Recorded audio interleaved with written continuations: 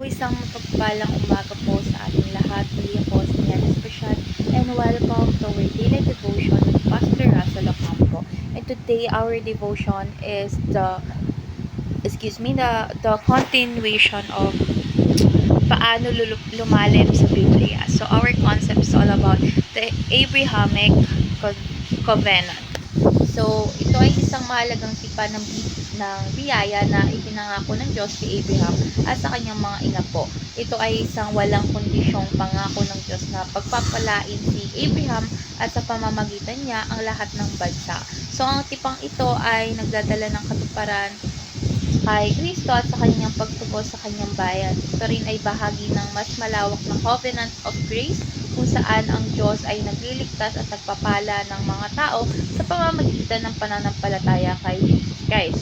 So our Bible reading is all about Genesis chapter 22 verse 18 at sa pamamagitan ng iyong lahi ay pagpapalain ng lahat ng bansa sa mundo sapagkat sinunod mo ako. At makikita ito sa Genesis chapter 12 verse 1 to 3, Genesis 15 verse 17 and 22, Galatians chapter 3 verse 7, 16 and 8, 28 and 9, 29, and Revelation chapter 7 verse 9 and 10.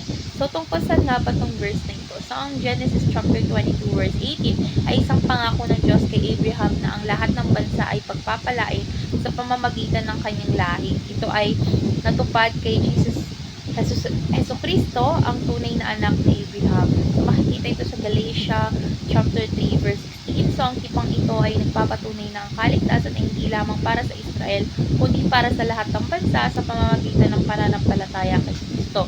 So ngayon dako na tayo sa ating teaching.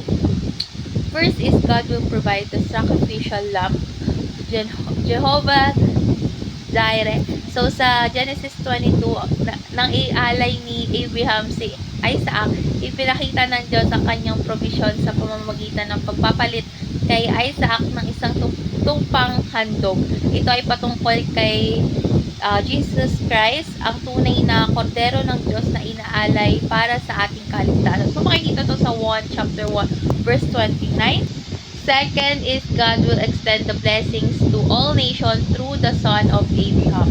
So, sa pamamagitan ni Jesus Christ, ang pagpapala ng katwiran ay hindi na limitado sa Israel, kundi sa lahat ng bansa. So, ang mga mananampalataya kay Kristo ay naging mga anak ni Abraham, ayon sa Galatians chapter 3, verse 9 and 29. So, last teaching is God will bring all nations under the authority of Christ. So, sa huli, lahat ng bansa ay magpapasakop kay Kristo at makikita natin ito sa Revelation chapter 7 verse 9 and 10 kung saan ang mga tao mula sa bawat bansa ay sasamba sa harap ng trono ng Diyos.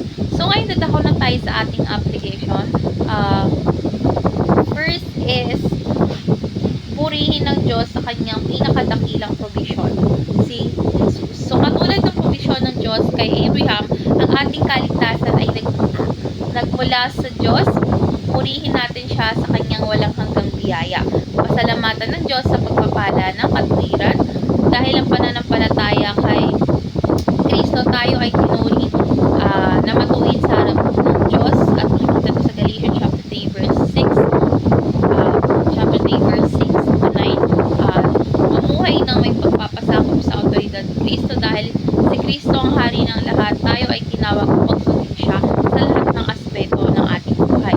So ngayon dadako na tayo sa ating discussion. So our discussion talks about bakit ituturing na isa sa mga pagpapala ng Abrahamic covenant ang pagtalikod sa kasalanan. So ang isa sa pinakamalaking pagpapala ng Abrahamic covenant ay ang bagong buhay kay Kristo. So sa pamamagitan ng pananampalataya kay Jesus Christ, hindi lamang tayo napatawad, kundi binigyan tayo ng bagong puso upang talikuran ng kasalanan. At ang tunay na pagpapala ay hindi lamang material, kundi ang kalayaan mula sa kasalanan at ang pagiging bahagi ng pamilya ng Diyos. So ngayon dadako na tayo sa ating panalangin. So let's pray na po. Lord God, maraming salamat po sa iyong walang hanggang tipan ng biyaya.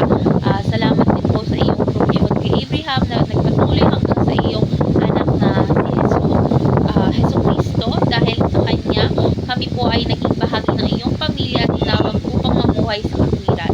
Lord, tulungan mo po kaming mamuhay sa ilalim ng inyong otoridad